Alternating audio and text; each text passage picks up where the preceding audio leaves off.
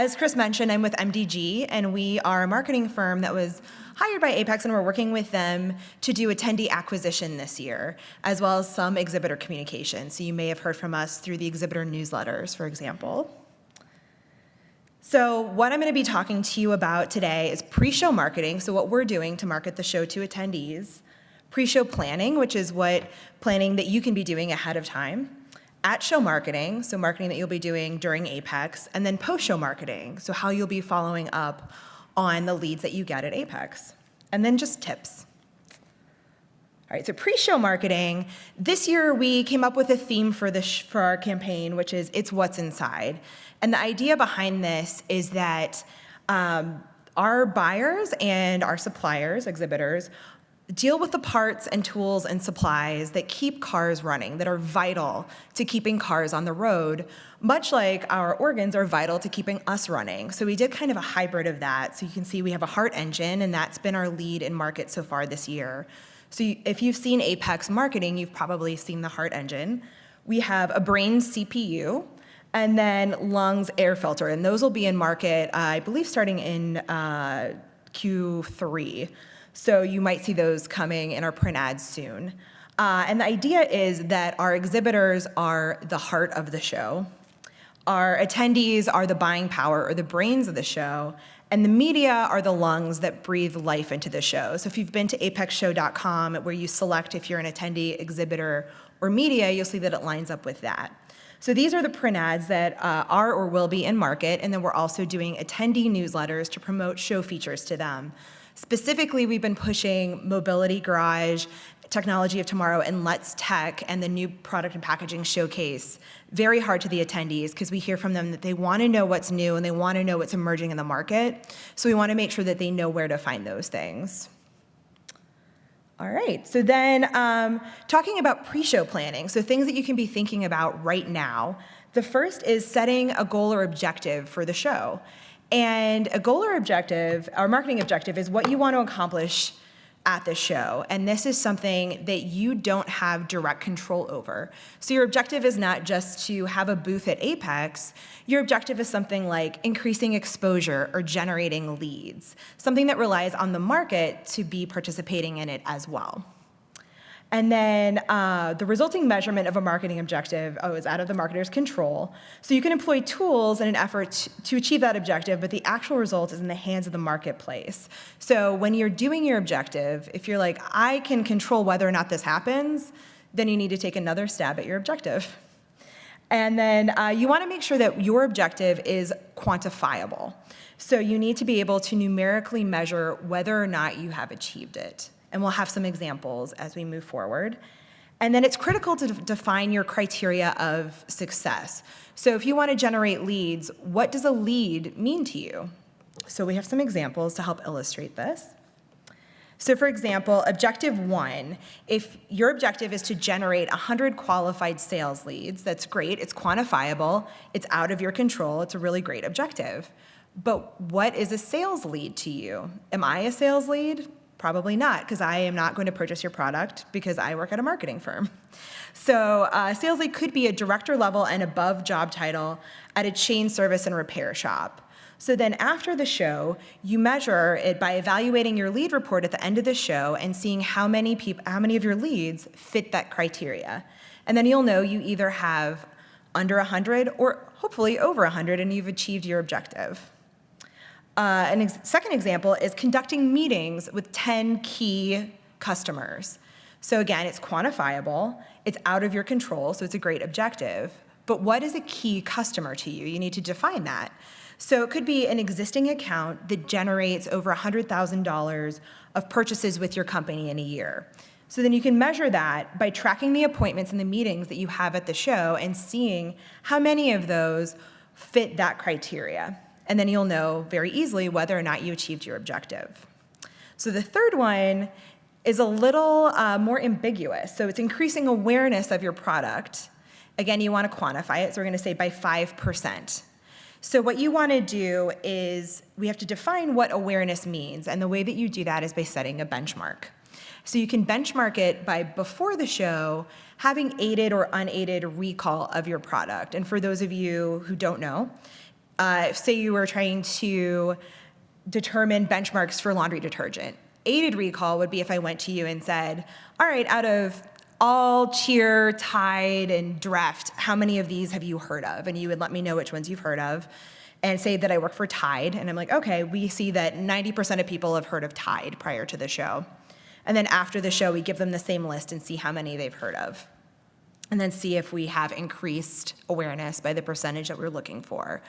Unaided awareness is where you just ask someone, name all the laundry detergents that you've ever heard of and see if they say Tide. So if you have a new product, odds are it probably hasn't been in market long enough to have that unaided awareness. So you may want to do aided awareness, but then you want to make sure that after the show, you're also measuring the same way. So you wouldn't want to do aided awareness before the show and unaided after. You want to make sure that they're both the same so that you have the same sort of benchmark to go against. All right. All right, so driving booth traffic, which is presumably probably why a lot of you are here today. It's key to virtually any objective that you might have tied to AAPEX. So you need to think of reasons to get people to visit your booth. And things that can help, not necessary, but that definitely help. First is presence of executive leadership in your booth. If you have someone from your exec team who can be there, buyers love meeting people who are in charge. They like meeting people who have authority. They hopefully already know your sales team, but it's an opportunity for them to interface at a higher level and get more of a connection with your company. Second are new products and services to demonstrate. I think Chris covered this quite a bit with the new product and packaging showcase, but tying it back to your booth and making sure that people know that you have something new there. We hear from buyers all the time that they want to know what's new. They want to make sure they're just not seeing the same thing year after year. So if you have a new product, making sure that you are taking advantage of the showcases, but then also having it front and center at your booth so you have something new to talk to them about and they have a reason to come in and talk to you. Special pricing or deals that are only available at the show. For this, definitely recommend a lot of pre-show marketing to your customers to know that they're going to get the best pricing if they come and meet with you at AAPEX. And also making sure that anybody who comes by your booth knows that this is the time to make those purchases because this is when they're going to get that best pricing. Presence of a celebrity at your booth, definitely a popular thing when it happens at the show. We've seen a lot of NASCAR drivers come through, but it can be something ideally that's related to your product and your company. Or it could be something if you have a very specific target audience that is a drive for that audience. So, for me, if George Clooney was at someone's booth, I would go, for example. And then high energy, entertaining activity at your booth. And it kind of goes into the games and contest part of it. For example, I was at a show that does wastewater management, which is quite sexy, as we know. And one of the booths had a drain clearing product, and they set up an obstacle course. And they had the tradesmen compete to see who could clear the drain the fastest. And their drain was wooden dowels and foam, but a lot of us gathered around to watch people do this because it was really interesting, and it tied into their product really well. And there was a lot of buzz on the show floor about it, and people asking, did you go see that? That's really cool. So if you have a product that lends itself to that, that's great. If you don't, you can do other activities at your booth. There are definitely different types of games you can do. When you get into the contest, sweepstakes, and drawings, you can have something as simple as spinning a wheel and getting a prize or a discount. People love just the chance to win something, and it gets them to engage with you and just take a minute to not walk by your booth. And then giveaways. So if you have samples of food and or beverage, we know the kind of beverages that people love to find at the show, but you don't have to do that. And then tchotchkes as well.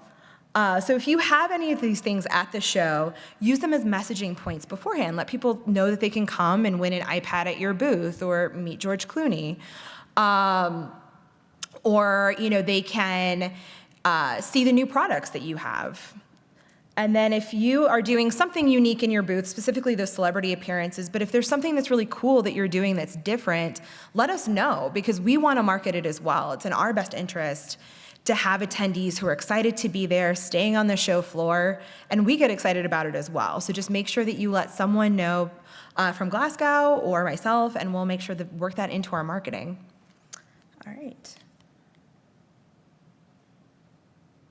So then we get into your at-show marketing, and this does involve a little bit of pre-show planning. So you want to make sure that you're training the staff that's going to be working your booth at the show. So your sales staff and anybody else you might be bringing who is going to be at the booth.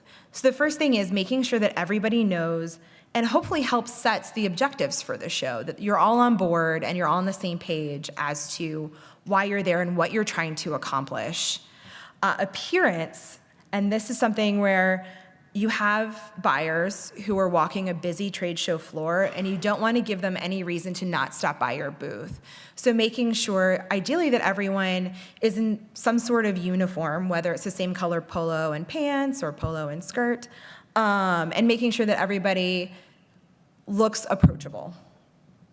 Attendee interaction and boothmanship are kind of tied together, so that if you have people there who aren't your typical salespeople, that they are comfortable interacting with other people and having those conversations and drawing people into the booth. Often you will see at shows people on their phones at the booth, and it's very easy when you're deciding whether to stop by or go to the next booth over to not go to the person who seems like they don't want to talk to you or disinterested.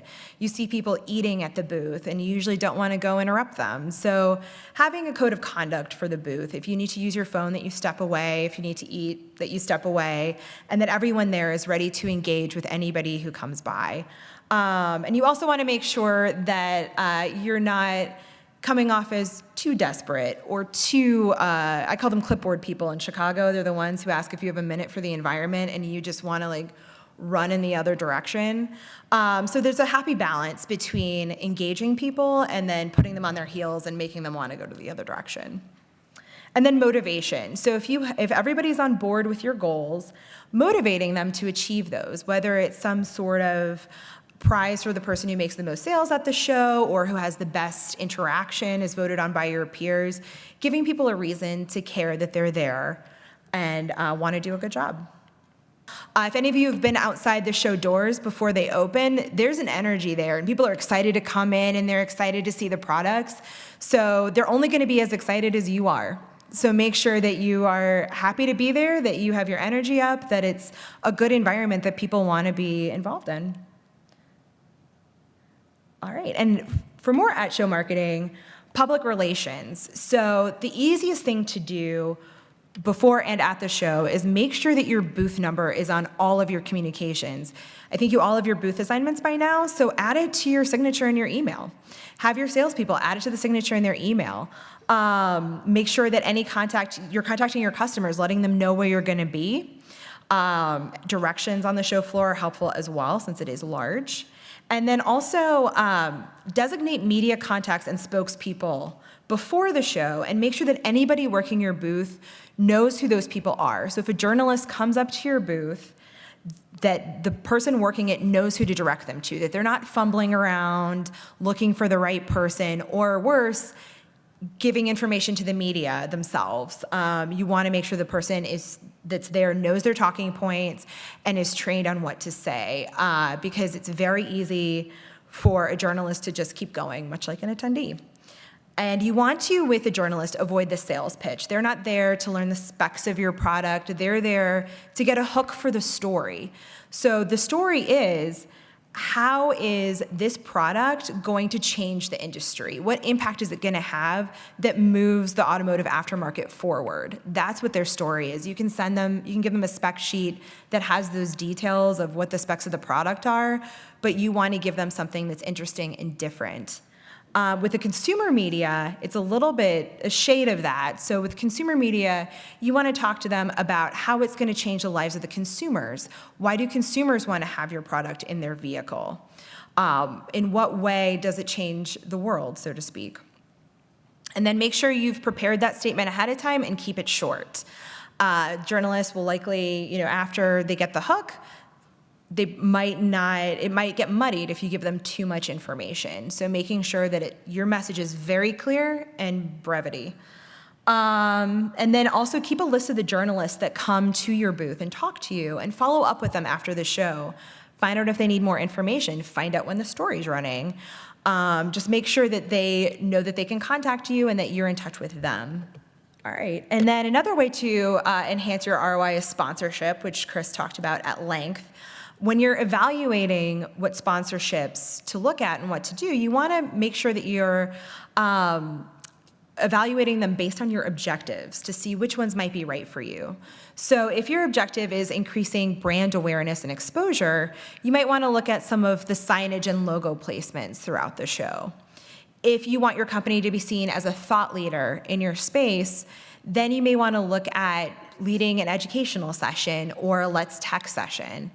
And if you have a major announcement, then I would recommend working with the press center or hosting a press conference here. And we have some that are arranged through the media center with AAPEX that we can help you out with. All right, and then just some general tips to prepare for the show. The first is don't wait. Attendees start planning far before the show, and everyone is going to be reaching out to attendees from about 2 weeks out. So make sure that you're out ahead of that and that you're in their consideration set before they start hearing from everyone. They also, if you think about, probably similar to you, buyers have to plan to be out of the office for the time of the show. So they're likely spending those 2 weeks before preparing for that as well. So the earlier you can get into their consideration set, the better you'll be and the more attention they'll be able to pay to you and your message.